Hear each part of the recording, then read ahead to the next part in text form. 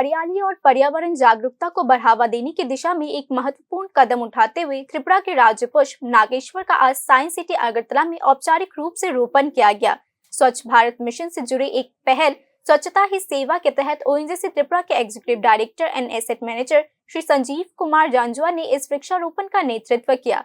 इस कार्यक्रम का उद्देश्य नागरिकों को राज्य की समृद्ध प्राकृतिक विरासत का जश्न मनाते हुए एक स्वच्छ और हरित त्रिपुरा में योगदान देने के लिए प्रोत्साहित करना था।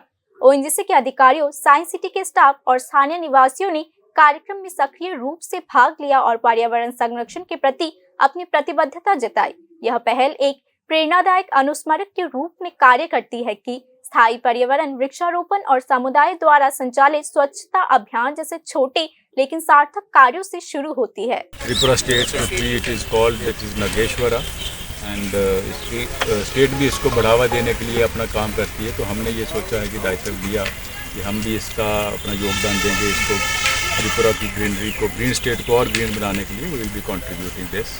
So it is a small effort from ONGC. Thank you very much and wish you all the best. Thank you.